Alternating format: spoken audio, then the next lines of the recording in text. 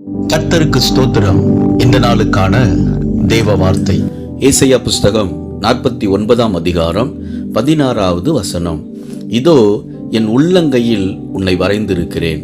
இந்த நாளின் தெய்வ வார்த்தையின்படி ஆண்டவராகிய இயேசு உங்களை ஆசீர்வதிப்பார். ஆண்டவருடைய கரம் உங்களோடு இருந்து உங்களை ஆசீர்வதித்து வழி நடத்தும். வேதத்தில் எஸ்ரா பற்றி வாசிக்கும் பொழுது அவர் பாபிலோன் தேசத்திலிருந்து எருசலேமுக்கு அவர் வரும்பொழுது அலங்கம் கட்டுவதற்கான காரியங்களை ராஜாவினிடத்தில் அவன் கேட்டபொழுது ராஜா சகலத்தையும் எஸ்ராவுக்கு செய்து கொடுத்தார். காரணம், வேதம் சொல்லுகிறது, எஸ்ராவோடு தேவனுடைய கரம் இருந்தபடினால் ராஜா அவன் கேட்டவைகளை எல்லாம் அவர் செய்து கொடுத்தார் என்று வேதத்திலே வாசிக்கிறோம். அன்பானவர்களே, ஆண்டவருடைய கரம் உங்களோடு இருந்து உங்களை வழிநடத்துவார்.